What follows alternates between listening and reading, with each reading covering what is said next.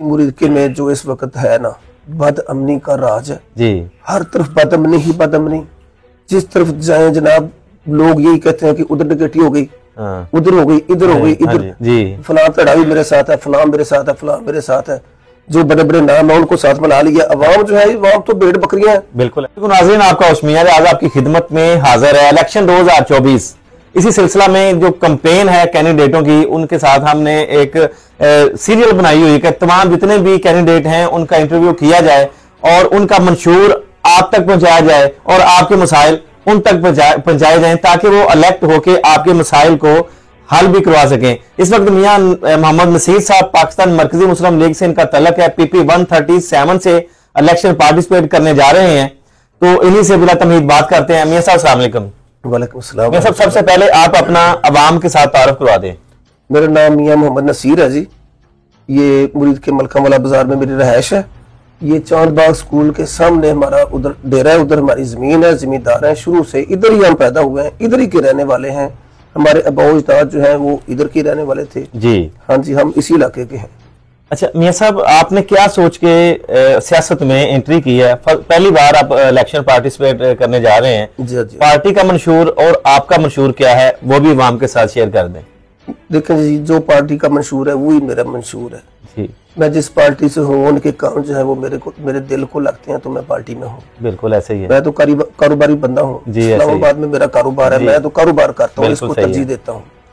और सियासत में आने का मेरा मकसद ये है कि पाकिस्तान के अंदर देखें जी, मेरे जो बाउजदाद है ना, मैं अपनी बात करता हूँ, मेरे बाउजदाद ने कुर्बानियां दी हैं। सही है। पाकिस्तान बनने जब 1947 में जब पाकिस्तान बना था, उस वक्त भी हमने कुर्बानियां दी भी थी और ली भी थी। बिल्कुल ऐसे ही। मेरे वाले साहब ने कितने लोगों को उस वक्त अपने लोगों को बचाने की खातिर जो है ना वो बिल्कुल उस मार्के में हिस्सा लिया था मेरे वाले साहब ने।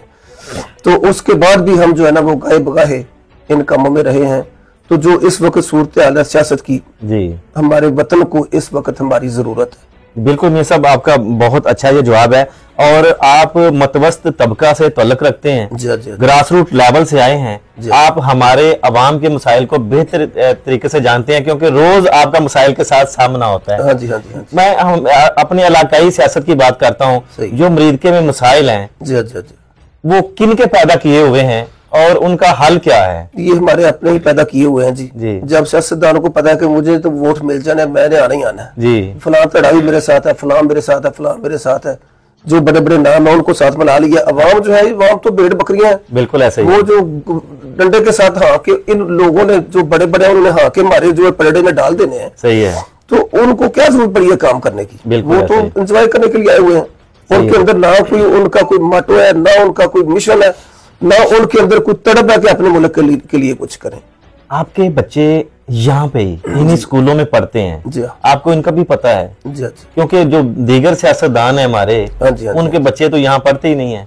अगर यहाँ पे पढ़ते हो तो सरकारी स्कूलों का मेयार भी अच्छा हो। बिल्कुल। अगर यहाँ से इलाज करवाते हो तो हॉस्पिटल का मेयार भी अच्छा हो, वहाँ से मेयारी अद्वियात मिले और वहाँ पे इलाज मुआवजा जो है वो सही तरीके से हो सके जी। बिल्कुल। तो आपने ये सारे शशके लिए हुए हैं यहाँ मुरीदके के जो हालात हैं मसाइल के, इनके बारे में आप थोड़ा सा क्या कहना चाहेंगे?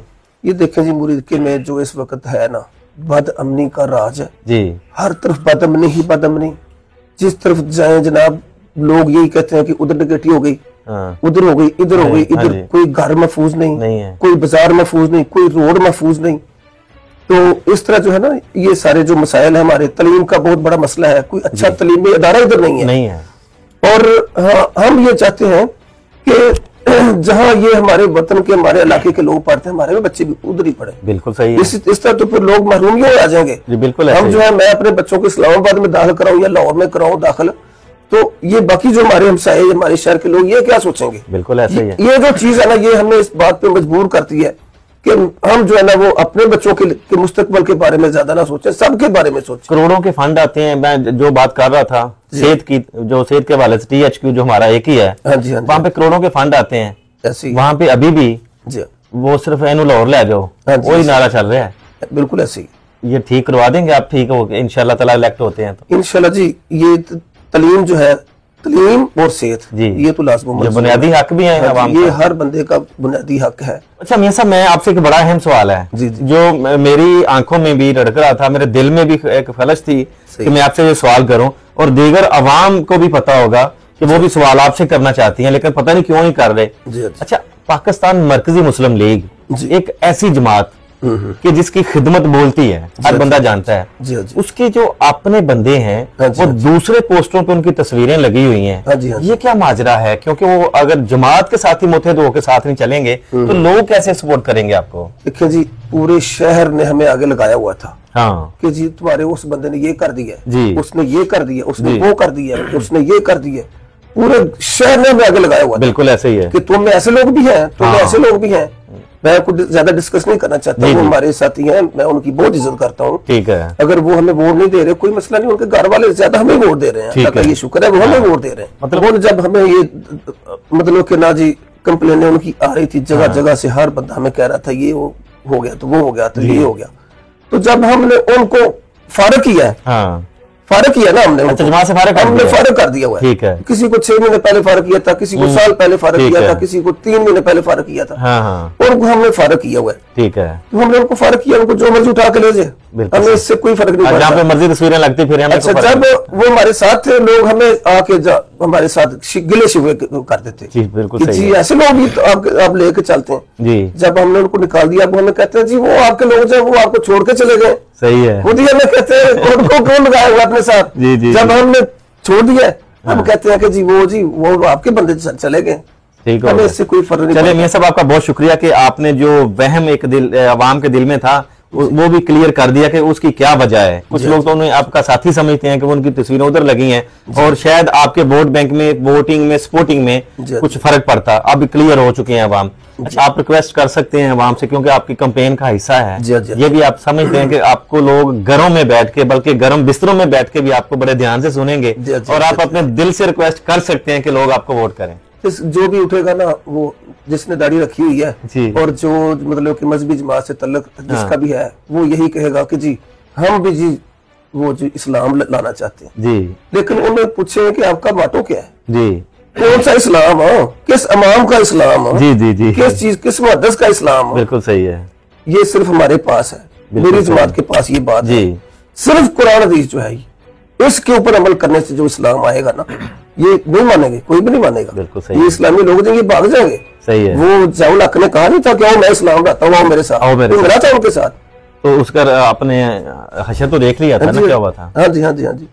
इस्लाम जो है, इस्लाम ये है कि कुरान और हदीस इसको पकड़ लो जी, कुरान को तर्जुमे के साथ पढ़ो, आपको कुरान जी जहां लेके जाएगा चल पढ़ो। बहुत बड़ी बात है नाज़रीन, जैसा कि मियां नसीर साहब ने अपना मंशूर बता दिया है, ये मंशूर इनका अपना जाती मंशूर नहीं है, ये मंशूर है मेरे अल्लाह और उसके रसूल का।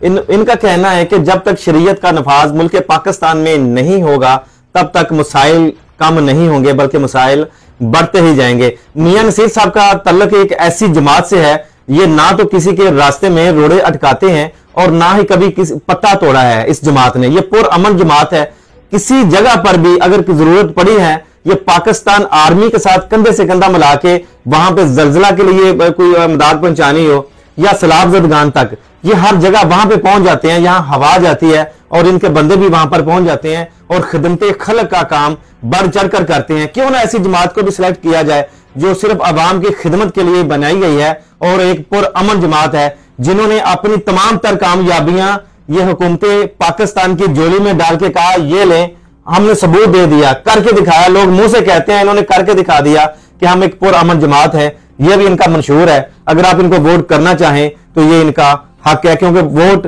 कौम की अमानत है और अमानत सोच समझ के दीजिएगा। अगली वीडियो